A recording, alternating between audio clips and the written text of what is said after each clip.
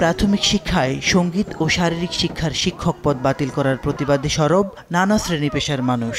সেই ধারাবাহিকতায় প্রতিবাদে মুখর শিল্পী সমাজও।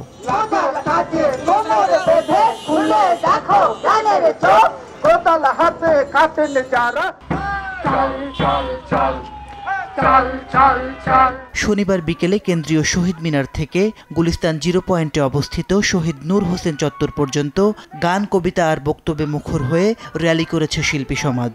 স্পষ্ট জানিয়েছেন, সিদ্ধান্ত থেকে সরে না আসলে চলমান থাকবে প্রতিবাদ। আমরা সুরের সাথে হাঁটবই, গান চলছে, গান চলবে, আমরা তো গান গাইবই।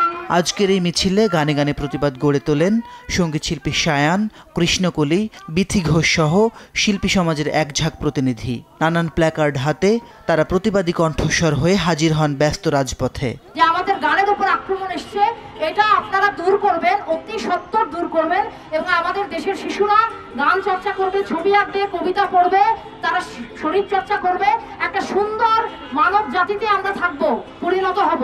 আজকে এই গানের মিছিলকে এই প্রস্তাবনায় সবার সামনে তুলে ধরতে, যে আপনার শিশুর কোমল মনটার বিকাশের জন্য।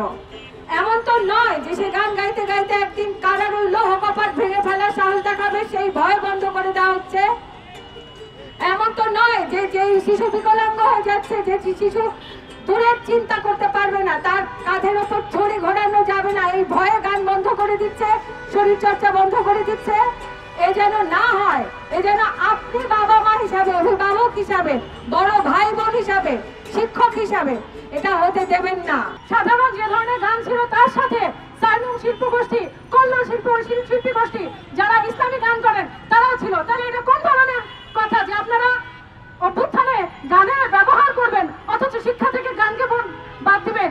এই ধরনের কথা তো চলতে পারে না। কোথাও খুঁজে পাবে না তো তুমি। দেশের গান আর গণসঙ্গীতের এই মিছিলে যুক্ত হয়েছিলেন পথচারীরাও। শিল্পীদের দাবির সঙ্গে একাত্ম হয়ে কণ্ঠ মেলান তারাও।